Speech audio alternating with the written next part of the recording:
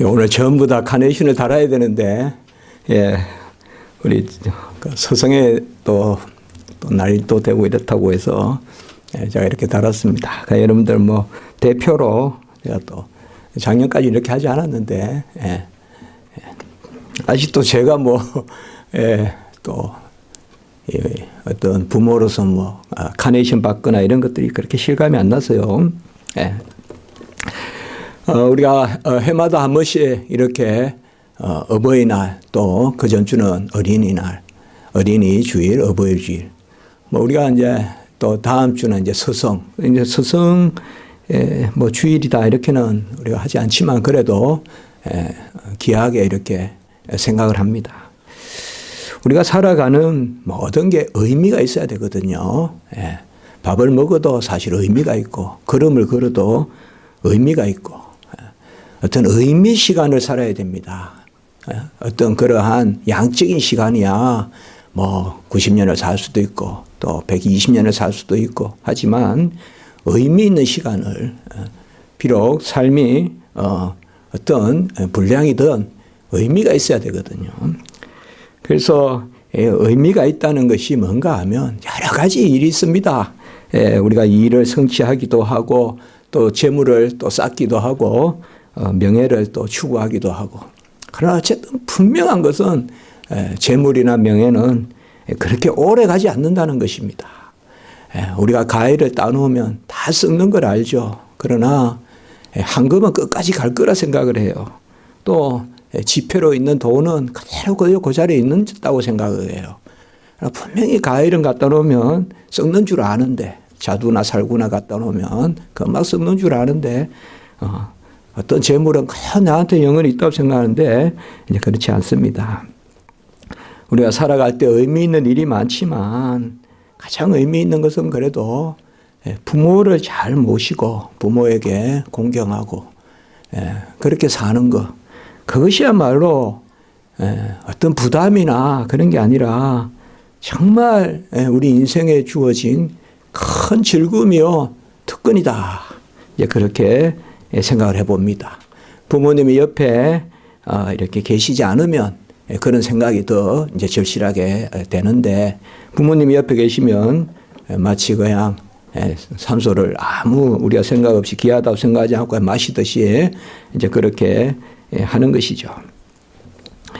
부모님은 우리에게 다 이렇게 주시지만 또 하나님이 그러시듯이 우리가 조금 이렇게 표현을 하면 이렇게 카네이션이라도 달아주면 또 자식들은 또 부모에게 했다 그러고 그렇게 또 하는 게 그래도 또 부모님은 그걸 또 받았다고 하고 뭐 모든 것이 사실상 그거 뭐 부모님의 어떤 그러한 노고로 따지면 이렇게 카네이션이나 이런 게 무슨 그걸 뭘 줬다라고 말할 수 있겠습니까? 그걸 뭐 줬다 이렇게 말하는 자체가 1년 내내 애쓰는데, 그러나 부모님들은 또 그거를 받으면 또 다 잊어버리고 내가 한 것은 다 잊어버리고 아이 카네이션 하나 사줬다 또 그것만 기억하고 이제 그렇게 사는 거죠.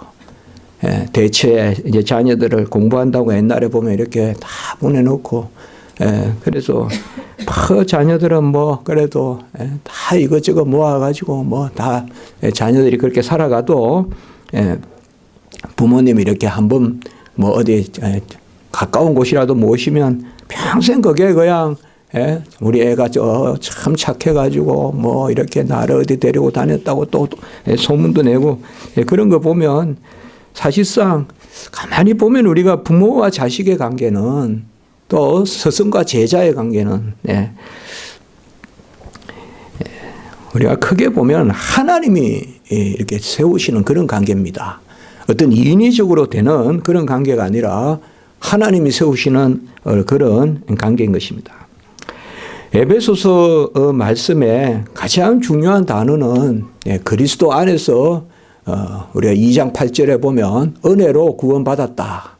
그래서 창세전에 택함을 받아서 은혜로 구원받았다는 그 말씀과 함께 이 자라감이라는 그러한 말씀이 분명히 에베소서의 중요한 주제로 그렇게 있습니다. 에베소 4장 15절에 보면 오직 사랑 안에 참된 것을 하여 범사에 그에게까지 자라지라. 그는 머리니 그리스도시라. 이렇게 말씀하고 있습니다. 그래서 그리스도께로 자라가라 라고 이렇게 말하는 것인데, 그리스도께로 자라간다는 게 뭐겠습니까? 그리스도의 은혜의 분량대로, 우리가 은혜 받은 대로 빛이 비치면 또 되비치고, 향이 들어오면 향을 내고, 그렇게 살아라는 거죠. 또 맛을 주시면 맛 내고, 우리는 다 받은 대로 그렇게 범사에 자라가라 라고 이렇게 말을 하고 있습니다. 에베소 4장 22절 24절에 보면 옛사람을 벗어버리고 새 사람을 입어라. 옛사람을 벗어버리고 새 사람을 입어라. 이게 이제 은혜로 이제 거듭났으면 이 새 사람은 빛의 열매를 맺어야 된다. 이렇게 이제 말하고 있습니다. 그래서 옛것이 지나가고 새 것이 되어서 옛사람이 지나가고 새 사람이 되면 이제 빛의 열매를 맺으라. 그런데 이 빛의 열매를 어떻게 맺느냐? 에베소 5장 14절에 보면 잠자는 자여 깨어서 죽은 자들 가운데서 일어나라. 그리스도께서 너희에게 비추이시리라. 우리가 자라간다는 게 뭐냐? 그리스도께서 우리에게 비추니까 우리가 자라가는 것입니다. 식물에 빛이 비치면 우리도 어쨌든 빛을 비추려고 저렇게 계단에 내놓고 이렇게 하지 않습니까? 빛이 비치면 자라가는데 꼭 여기도 그렇습니다. 우리가 범사에 그리스도께로 자라가야 되는데 에베소 4장 15절 어떻게 자라느냐? 그의 은혜로 새 사람이 되었으면 이제 자라가야 되는데 어떻게 자라느냐? 바로 예수 그리스도께서 너희에게 비추시라. 이렇게 이야기합니다. 저도 오늘 새벽에도 기도하는데 저는 항상 최고 기쁠 때가 밝을 때. 막 그냥 우리 교회가 불덩이 같이, 우리 교회가 아주 그냥 막 수천만 폴트의 그러한 밝은 그냥 강성같이, 그래서 막 다 십자가에서 그냥 예수님의 육체가 깨지니까 그냥 땅까지 파고 들어가서 무덤까지 열리듯이 우리 교회도 그런 교회가 되게 해주시옵소서. 어제도 전도 가고 이렇게 했지만은 여기서 그냥 빛이 쫙 빠져나가가지고 이 인근을 휘감아 주십시오. 이제 그런 기도를 많이 합니다. 그냥 빛이라는 게 좋고요. 오늘 새벽에 우리가 바로 영광의 빛, 주의 영광의 빛. 마지막 때 예수님이 오시면 영광, 임재, 빛, 그런 것을 이야기했거든요. 그러면 그리스도께서 너희에게 비추어서 우리가 자라가는데, 자라간다는 것에 대해서 우리가 말씀을 나누었죠, 전에. 말씀에서 자라가자, 기도에서 자라가자, 또 믿음에서 자라가자, 또 헌신에서 자라가자, 고백에서 자라가자. 그래서 우리가 자라감에 대해서 말씀을 나누었잖아요. 이 에베소서에 이러한 그리스도께서 빛이 비추니 새 사람이 되어서 빛의 열매를 맺어야 되는데 그 빛의 열매가 어디에서 나타나야 되냐? 그 제일 첫 번째가 에베소 5장 22절에서 33절까지 부부간에 나타나야 돼요. 부부간에. 부부간에 달라져야 돼요. 부부간에 교회 다니는 그러한 부부는 다르다. 자, 그런 이야기 들어야 됩니다. 항상 이렇게 설교할 때마다 주저되는 부분이 있습니다만은 어쨌든 오늘 에베소서에 우리가 5장 22절에서 33절에 보면 아내와 남편에 대한 말씀을 길게 22절에서 33절까지 이렇게 하고 있습니다. 먼저. 그래서 부부가 가정의 최소 단위입니다. 가정의 단위는 부모와 자식이 아닙니다. 부부입니다. 부부가 가정을 이룹니다. 부모와 자식이 가정을 이루는 게 아닙니다. 부부가 있어 그 열매로 자녀가 생기고 그래서 가정이 확산되는 거지 가정의 단위는 부부입니다. 아내와 남편이 그 가정의 최소 단위, 어떻게 보면 본질적인 단위입니다. 부부가 서로 잘 이렇게 사랑하고 무엇보다 먼저 부부가 잘 섬겨야 됩니다.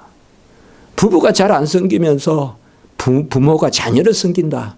그것은 앞뒤가 안 맞는 것입니다. 그건 앞뒤가 안 맞아요. 그건 자녀가 잘 못 배워요.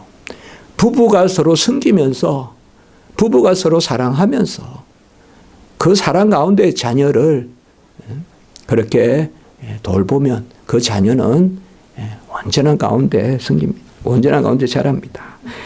자, 먼저 아내와 남편에 대해서 말씀을 하고 나서 이제 오늘 말씀 에베소 6장 1절과 4절에 부모 공경에 대해서 말하고 있습니다. 부부가 온전한 가운데, 그 가운데 이제 자식들이 어떻게 부모에게 해야 될 것인가. 이 부모를 공격하는 것은 바로 가정의 영속성을 의미합니다. 가정이 샬롬을 누리고 가정이 계속 유지되는 그 질서가 바로 부모에 대한 공경입니다. 부모는 무조건 부모인 것입니다. 부모에는 어떤 조건이 없습니다. 조건이 있어서 부모이고 조건이 안 돼서 부모가 아닌 그런 것은 부모라고 안 합니다. 그건 회사 사장이고 그것은 어떤 그룹의 대표가 그런 말을 듣는 것은 맞아요. 그러나 부모가 자격이 없다는 말은 그거는 없습니다. 그런 말은. 부모는 자격 없다고 부모가 아닌 게 아니고 부모는 자격을 더 갖춘다고 무슨 부모 별을 하나 더 다는 거 아닙니다. 부모는 이렇쿵 저렇쿵 다 부모는 그냥 부모입니다. 우리가 5계명에 부모를 공경하라 할 때는 그냥 부모입니다. 그 앞에 믿는 부모도 수식어가 안 붙어 있습니다. 믿는 부모만 공경하라고도 한 적 없고 또 건전한 부모라고도 하지 않았어요. 술이 취해 매일 길에서 누워 있어도 부모는 부모예요. 부모가 무슨 일로 어려운 가운데 있어도 혹 부모가 나눠져 있어도 부모는 부모예요. 부모가 이렇다고 해서 부모가 아니고 부모가 저렇다고 해서 부모가 아니고 그것을 또 세상에서 동조해 주고 나도 그런 것은 이해한다라고 하고 그렇게 해서 되는 것은 아닙니다. 부모는 그래도 왜 그럴까요? 그건 다른 게 아닙니다. 부모만큼 자녀를 사랑하게끔 지어진 존재가 없어요, 이 땅에. 그것 때문에 부모입니다. 부모는 혈통으로 연결되어 있고 부모는 아까도 말씀을 드렸지만은 하나님이 그 마음을 주신 것입니다. 하나님이 부모의 마음을 주었기 때문에 아무도 부모의 자리에 서지 못합니다. 누구도 그 자리를 대신할 수가 없습니다. 무엇보다 우리 하나님이 하나님 아버지라고 불리시는 것은 바로 가장 귀하신 분이 하나님이시고 그 하나님이 인생에 쓰실 말씀이 없고 없으므로 하나님은 사실 뭐로 표현될 수 없는 분이시는데 아버지로 그렇게 표현하신 것이요. 그것은 아버지됨이 가장 이 땅에서 귀한 것이기 때문에 하나님이 아버지다 이렇게 불리시는 것입니다. 바로 언약이 뭡니까? 땅의 복과 후손의 복과 그리고 복의 근원이 되는 복입니다. 이게 아브라함에게 약속했던 언약의 복입니다. 그래서 그할 땅을 줍니다. 여호와가 지시한 땅으로 가라. 그리고 하나님이 그 땅에 함께 하십니다. 그래서 소할 땅이 소돔과 고모라가 아주 기름져 보이지만 하나님이 그 땅과 함께 하지 아니하시고 당시의 가나안 땅은 척박해 보이지만 하나님은 그 땅에 함께 하심으로 아브라함이 복을 누리고 좋은 기름진 땅을 갔던 그 롯은 유황불 아래에 다 멸망하고 말죠. 바로 하나님이 땅을 복을 주시고 그리고 후손의 복을 주십니다. 이 후손의 복이 바로 부모와 자녀 간의 그러한 복인 것입니다. 부모와 자녀의 이삭에서 난 자가 내시고 그리고 우리가 그리스도께 접붙임을 받고 그리스도 안에서 자라가고 자녀가 되고 그리스도와 함께 이러한 모든 것들이 바로 후손입니다. 언약의 복이 이 후손의 복으로 그렇게 연결이 됩니다. 그리하여 하나님이 부모의 한편만 신앙생활을 해도 그 자녀에게 우리가 유아 세례를 주게끔 그렇게 하나님이 질서를 세우시는 것입니다. 그리고 이 가운데 또 복의 근원이 되는 그러한 역사가 있는 것입니다. 하나님이 지시한 곳에 살아야 됩니다. 아무 데나 가서 장막을 치는 게 아닙니다. 하나님이 지시하는 곳으로 가서 그곳에 주초를 놔야 우리가 안전하게 거할 수 있습니다. 그래야 도적이 들지도 않고 그래야 곡물이 소산이 많습니다. 그래서 여호와의 기업이다 이 말이에요. 땅은 여호와의 기업이다. 그런데 그 땅에서 누가 사느냐? 또 하나님이 그 자녀들을 바로 이삭에게 난자라야 시다. 그래서 후손의 복을 약속하시고 그 가운데 말씀을 주셔서 그 말씀대로 우리가 나아갈 때 하나님이 명령하시고 이루시는 그러한 복을 주시는 이게 바로 복의 근원이 되는 복인 것입니다. 이러한 자녀와 부모의 관계가 온전할 때 이제 오늘 보진 않았지만 5절에서 9절에 보면 상전에 대해서 또 종에 대해서 이제 사회 질서가 생깁니다.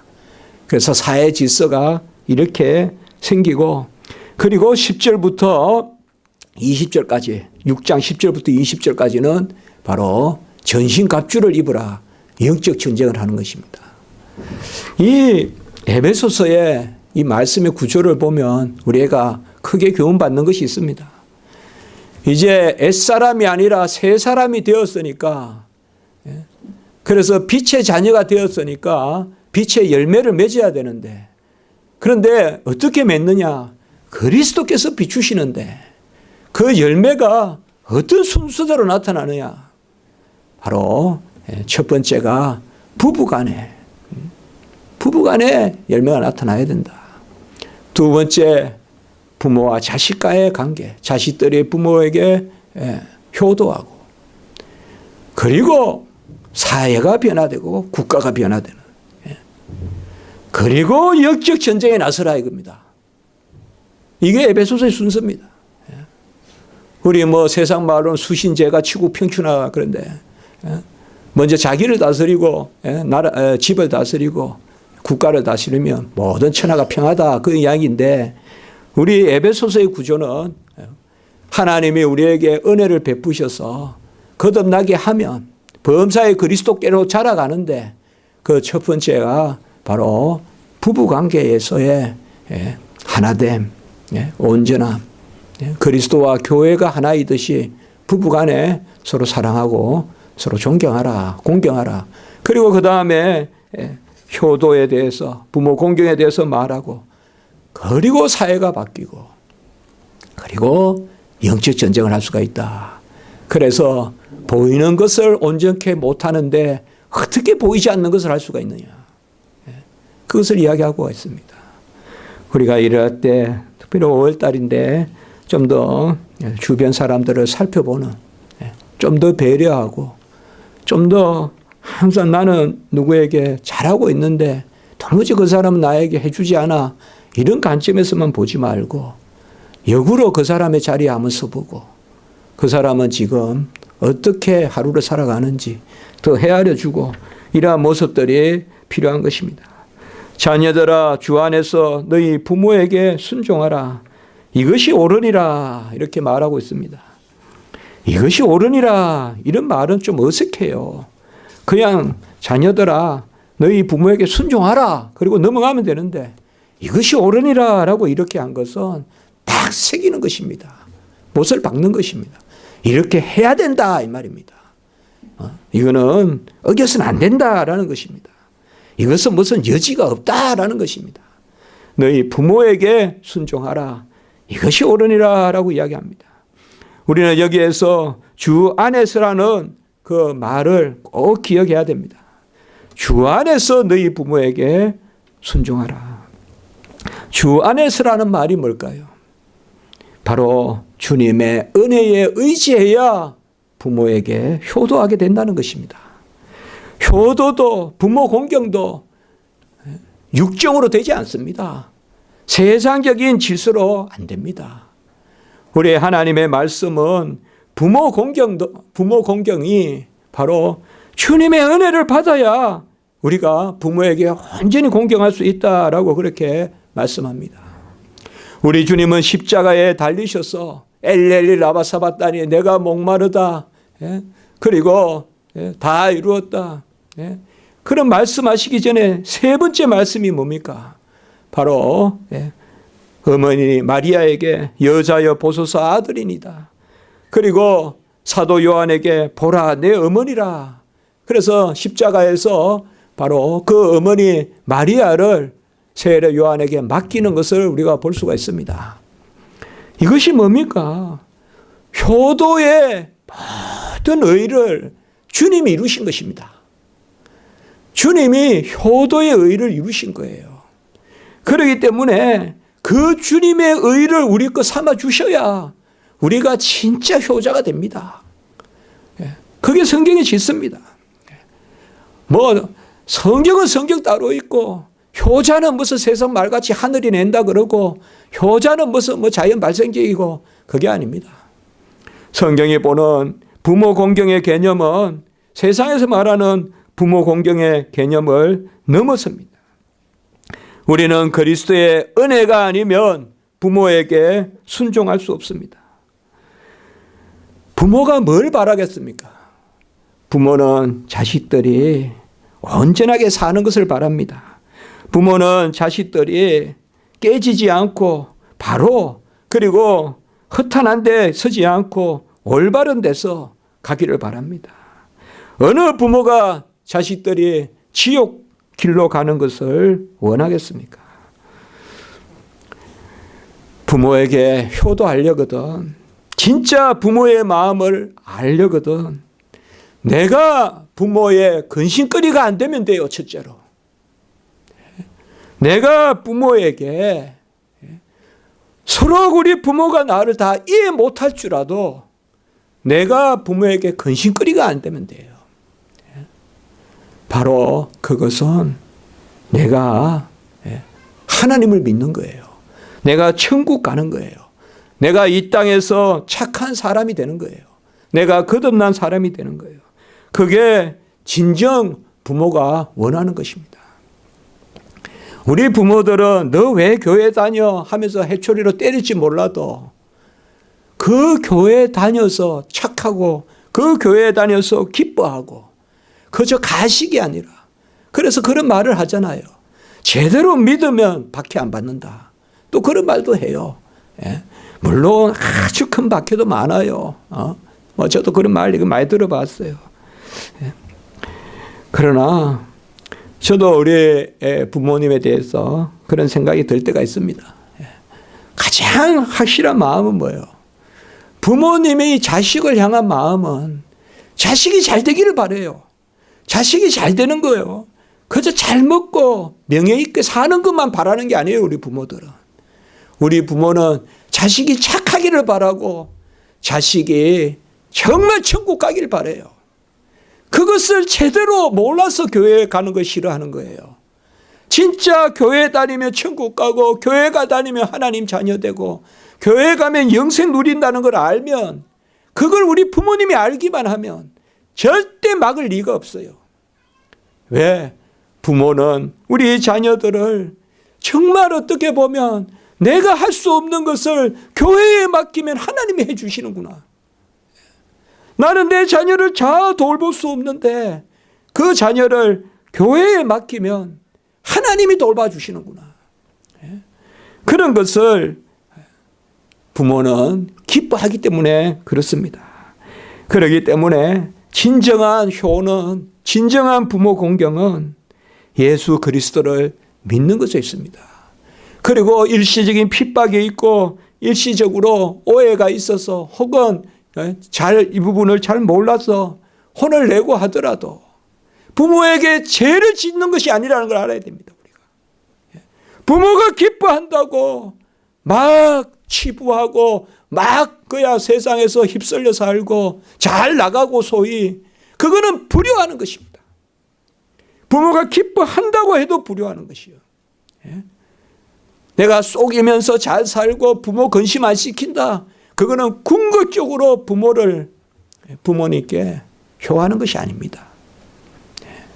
부모에게 효도하는 것은 어떻게 보면 부모님이 지금 동의하지 않더라도 내가 하나님 앞에서 바로 살고 내가 하나님을 만나서 이제 죄에서 멀어지고 이제 하나님을 기뻐하고 사는 그것이 중요한 것입니다. 그러므로 주 안에서 부모의 공경이 시작된다는 것입니다. 내가 예수 믿어 예수의 은혜로 사랑 안에 살면 이제는 그 아가페의 사랑을 받으면 아가페의 사랑이 나에게 생깁니다. 우리가 요한일서 4장 11절에 보면 사랑하는 자들아 하나님이 이같이 우리를 사랑하셨은즉 우리도 서로 사랑하는 것이 마땅하리다. 하나님이 우리를 사랑했기 때문에 우리가 하나님의 사랑을 받았기 때문에 우리도 다른 사람을 사랑하는데 그 사랑은 아가페의 사랑이 됩니다. 부모에게 다 계산합니다, 자식은. 그러나 친정 부모를 공경하려고 하면 하나님 사랑을 받아서 아가페 사랑을 할 줄 알아야 부모를 사랑합니다. 자녀들도 다 좋을 때 부모예요. 다 좋을 때 부모예요. 부모가 조금 연약하고 힘들어하면 바로 그냥 이 사회가 상식이 되어버린 거죠. 부모 모시기 힘들지. 부모 모시기 힘들지. 왜 그런 말을 합니까? 물론 그거 당한 분은 힘들어요. 그러나 당연한 거죠. 부모 모시면. 왜요? 어릴 때 우리 기저귀 다 갈아주고 어릴 때 드실 거 안 드실 거 다 하셨다 우리 해주셨잖아요. 우리가 얼마나 부모님의 노후에 우리가 섬긴다고 어릴 때 섬기는 것을 대할 수 있겠습니까? 대신할 수 있겠습니까? 사실 그렇게 보면 하나님이 우리를 사랑하시는 하나님이 우리를 사랑하셨으니 이같이 우리도 서로 사랑하는 것이 마땅하니라. 정말 우리가 하나님 사랑을 받아 참 내 마음에 뭔가 모르게 조금씩 바뀌어서 내 인생에 이제는 조금이라도 뭔가 하나님의 사랑을 알만한데 그럴 때 부모님이 또 계시지 않고 이렇게 되는 때가 많죠. 그러니까 참 마음이 아픈데 어쨌든 우리가 주 안에서 사랑하라는 것은 뭔가 하면 바로 그것입니다. 예수 그리스도의 은혜를 받아서 그 사랑받은 사람이 바로 우리 하나님을 사랑하고 이웃을 사랑하듯이 그 연장선에서 우리 부모에게 사랑한다는 것입니다. 여러분, 이삭이 아브라함에게 순종했죠. 어떻게 순종했을까요? 저는 설교를 준비하면서 그 생각을 해봤어요. 아브라함이 아버지예요. 이삭은 아들이에요. 순종했어요. 그 순종은 뭐예요? 자기 목숨을 내놓는 거예요. 이삭은 아주 몰랐던 게 아니에요. 그래서 땔감으로 쓸 것은 지고 이 땔감은 있는데 칼도 있는데 재물은 어디 있습니까? 물을 정도였단 말이에요. 그러면 다 알고 있었어요.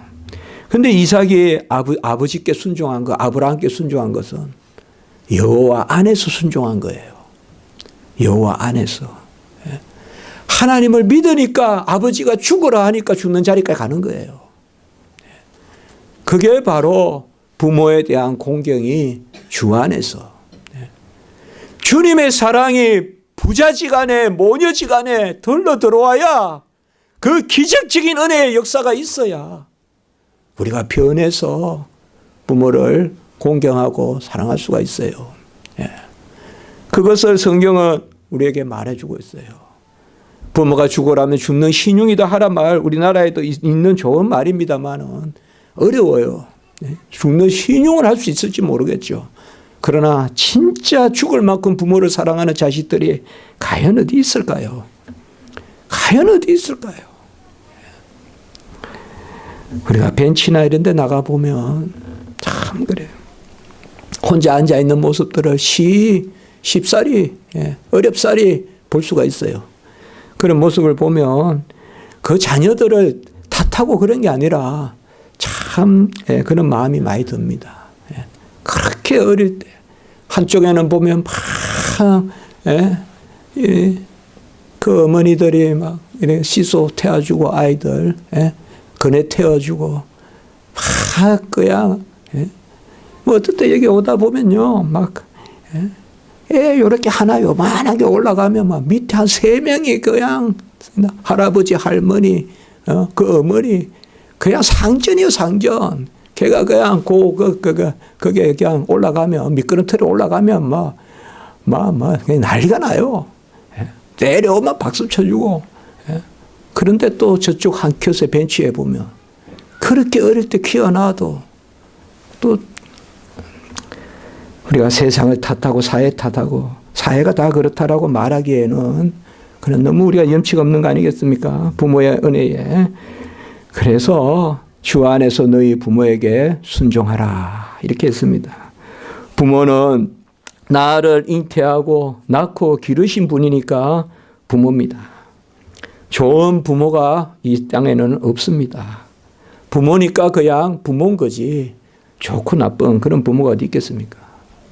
좋아봤자 얼마나 더 좋고 또 나쁘다고 해서 얼마큼 더 나쁘겠습니까? 부모의 구원을 위해서 우리가 무엇보다 기도해야 됩니다. 부모님이 믿지 않는다면 부모의 구원을 위해서 기도해야 돼요. 왜요? 그래야 우리가 진정한 아가페의 사랑을 할 수가 있어요.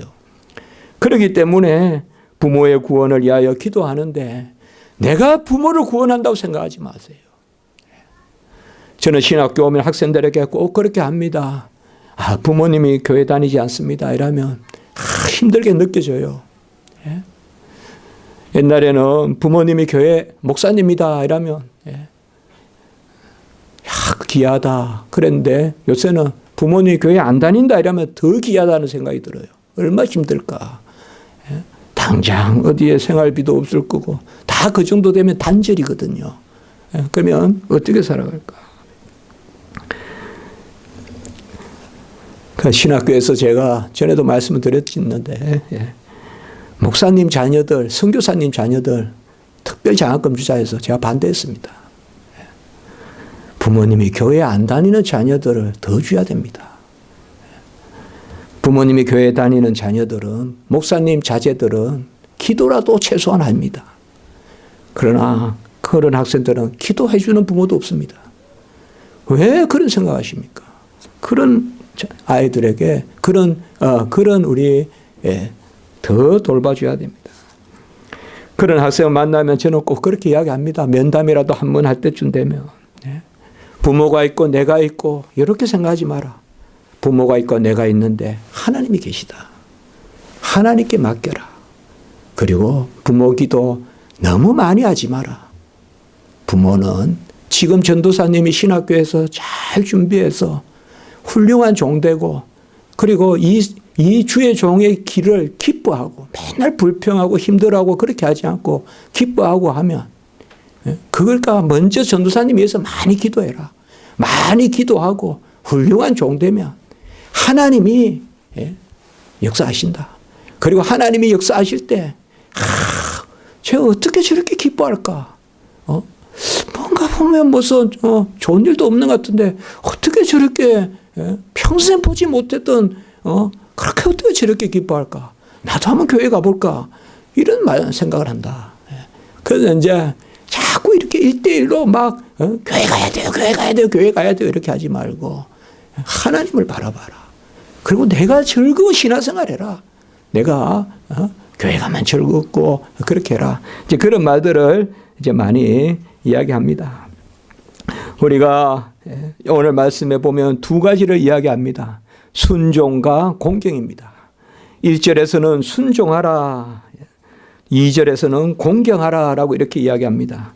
순종은 부모의 뜻을 우선시해라. 부모의 가르침을 귀하게 여기라라는 것입니다. 부모가 덜 배우실 수 있어요. 부모가 세상에서 소위 말하는 교양이 부족하실 수도 있어요. 그러나 부모는 그 부모님의 자리에서 최선을 다해서 가르칩니다. 최선을 다해서 가르칩니다. 잠언 6장 20절과 21절에 보면 내 아들은 내 아비의 명령을 지키고 내 어미의 법을 떠나지 말고 항상 내 마음에 새기며 내 목에 매라 이렇게 이야기하고 있습니다. 부모의 그러한 교훈을 마음에 새기고 목에 매라. 잠언 7장 1절에서 3절에 보면 내 아들아 내 말을 지키며 내 계명을 간직하고 내 계명을 지켜 살며 내 법을 눈동자처럼 지키라. 손가락에 매며 마음판에 새기라. 목에 매고 눈동자같이 새기고 손가락에 하고 마음판에 하고 이것을 부모의 교훈으로 그렇게 이야기하고 있습니다. 물론 이스라엘의 부모의 교훈은 하나님의 말씀이겠죠.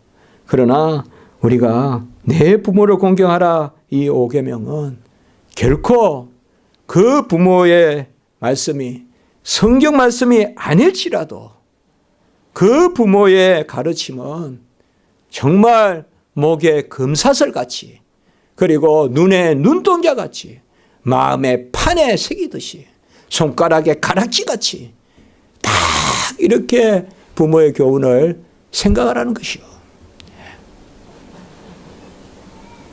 부모는 다 우리에게 큰 교훈을 주시는 거예요. 여러분, 미루나무는 그늘을 줘요. 아무것도 안 하는 것 같아도 그늘을 준다고요. 아무것도 안 하는 것 같아도 부모의 그늘이 없이 어떻게 자식을. 그냥 길에 우쭈 서 있는 미루나무도 그늘을 주는데 어찌 부모의 그늘이 없습니까? 어찌 부모의 그늘이 작습니까? 부모의 뜻에 순종하라는 것은 다른 게 아닙니다. 우리는 하나님께 맡겨야 돼요, 여러분들. 5계명은 무조건 부모의 절대 순종이에요. 우리 십자가지기 성도님들은 2번, 3번 생각하지 마세요. 무조건 절대 순종해야 돼요, 부모에게는. 무조건 절대 순종하면 하나님이 살아계셔서 조정하세요. 그렇게 질서로 가야 돼요.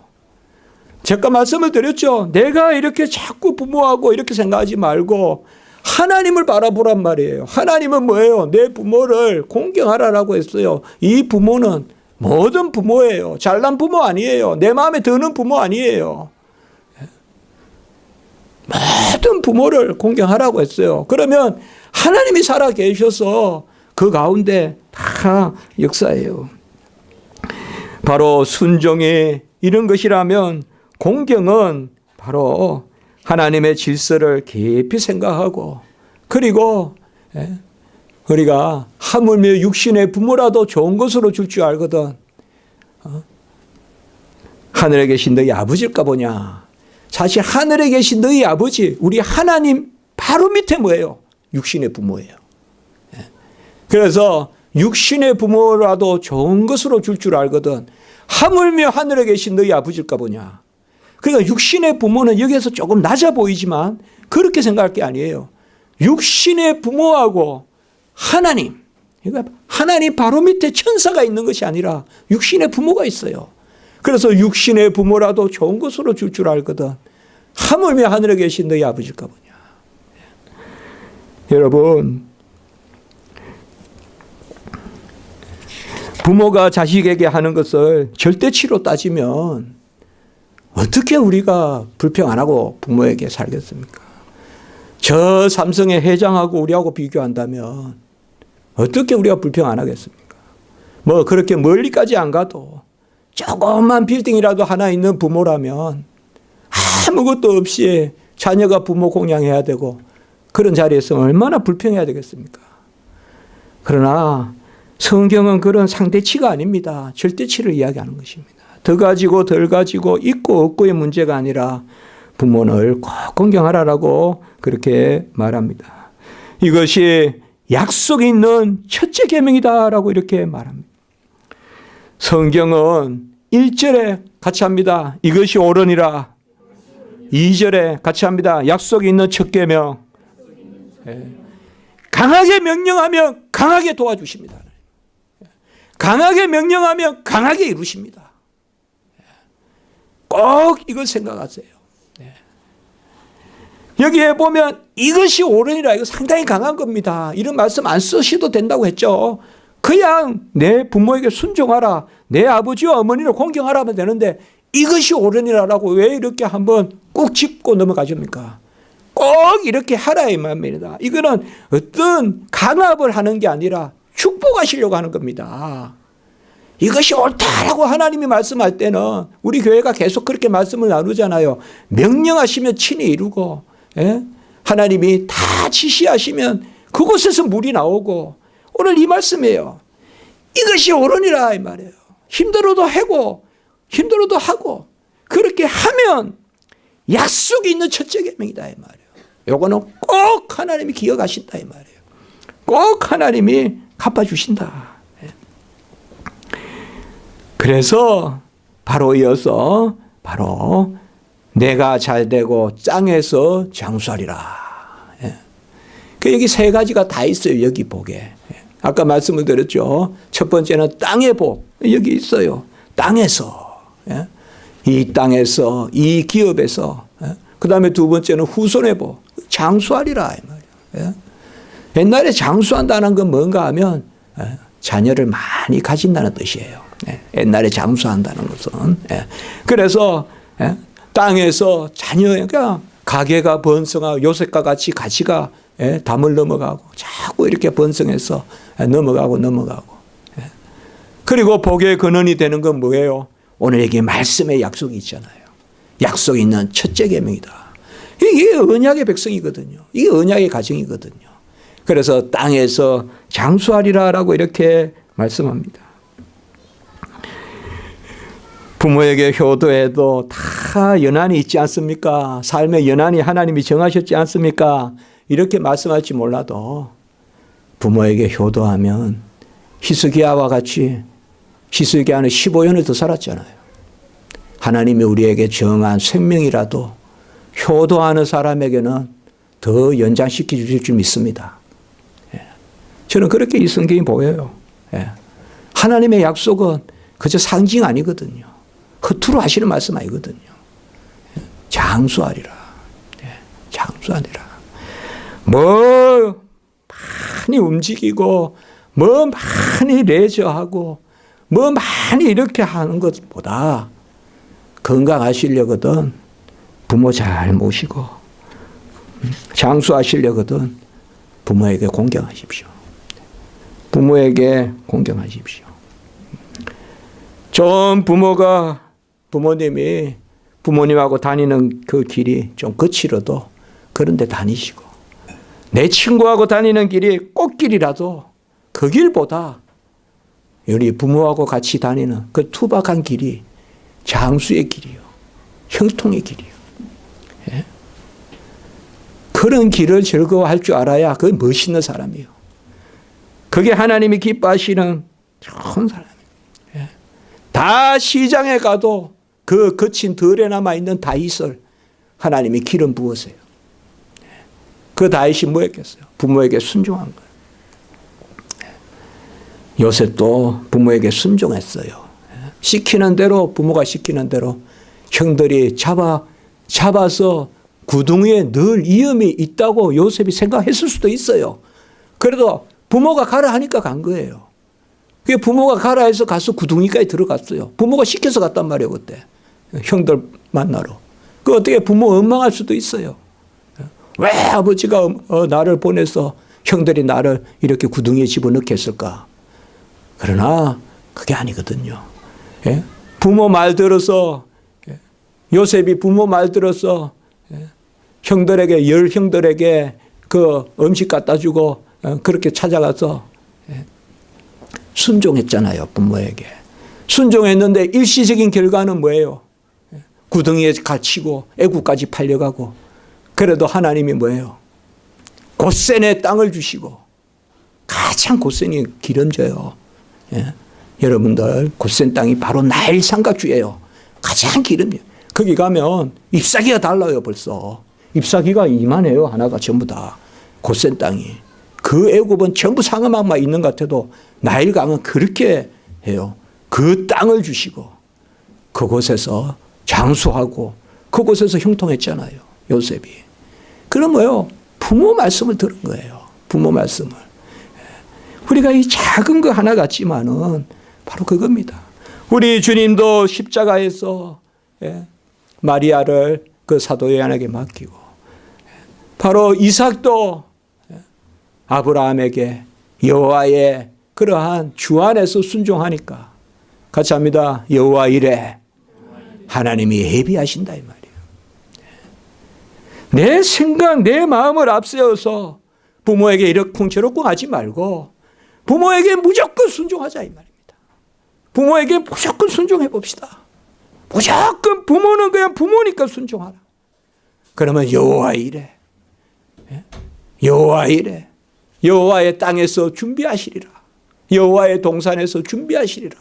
그게 여호와 이래란 말이에요. 그 땅에서 준비하시는.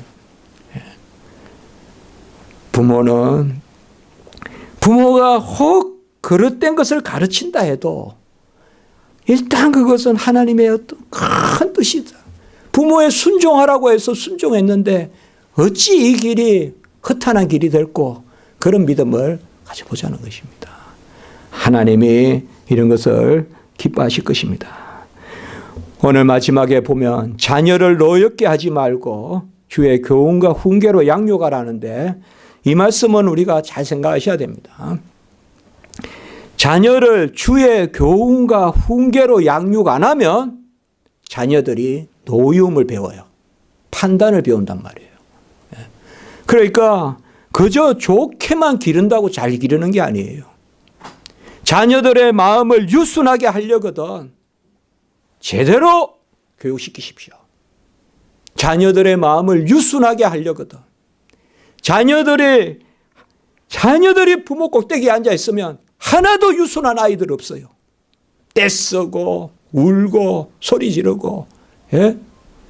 주님의 교훈과 훈계로 양육하면 자녀들이 유순해요. 그럼 그 말씀이에요. 오늘 4절 말씀이. 바로 그래서 그렇게 연결이 되는 거예요. 부모에게 공경을 가르치고 효도를 가르치고, 어릴 때부터 좋은 거 있고 귀한 거 있으면 선생 갖다 주는 거 가르치고, 그리고 그러면 세상에서 성공해요. 그거 가르쳐야 돼요. 스승의 날이라도 스승도 없고 그거 안 돼요. 말로 다 넘어가고 그런 거 어릴 때부터 하면 안 돼요. 우리 아이들 철저히 가르쳐야 돼요. 어릴 때부터. 그게요. 그래야 아이들이요 유순해져요.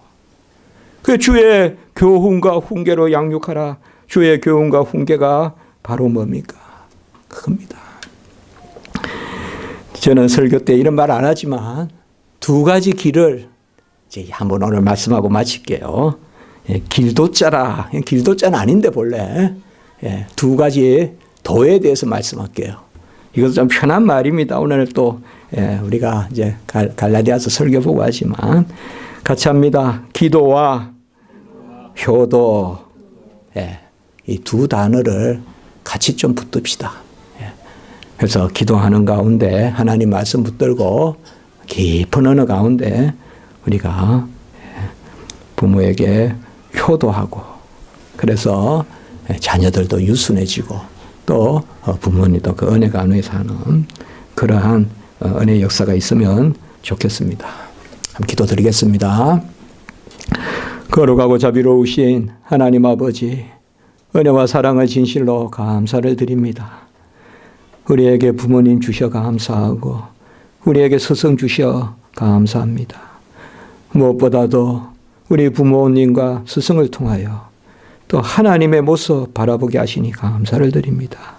하나님이여, 우리가 그저 된 것 같아도 하나님이 우리를 거듭나게 하시고, 그리고 우리 부모님의 아버지 진자리 마른 자리 갈아내시며 우리를 참 붙들어 주시고, 아버지 먹을 거 입을 거 못 먹고 못 입으시면서도 자식들은 다 살피시고, 아버지여 그런 부모의 사랑을 우리가 어찌 잊을 수가 있겠습니까? 아버지여, 눈에 보이는 사람에게 하지 않으며 어떻게 눈에 보이지 않는 하나님께 하겠냐고 말씀하셨는데, 우리가 아버지여 부모님께 공경하게 하시고, 또 우리 주일학교나 모든 부분의 세상에서나 우리가 마땅히 또 가르치고 그런 연장자들을 공경할 줄 아는 그런 자리에 저희들 설 수 있도록 배은망덕하지 않도록 하나님 인도해 주시옵소서. 우리 교회의 모든 성도님들 가정을 지켜주시고 자라가게 하시고, 우리 부모님들 정말 애쓰는 우리 부모님들 불쌍히 여겨주시고, 그 눈물의 기도를 하나님 응답하셔서 우리 자녀들도 잘 주의 교훈과 훈계로 자라갈 수 있도록 주님 도와주셔서, 정말 우리 십자가지기 교회 자녀들은 정말 주 안에서 효도하고 순종하는 자녀들 될 수 있도록 인도하여 주시옵소서. 감사하옵고 구주 예수 그리스도의 이름으로 기도드리옵나이다. 아멘.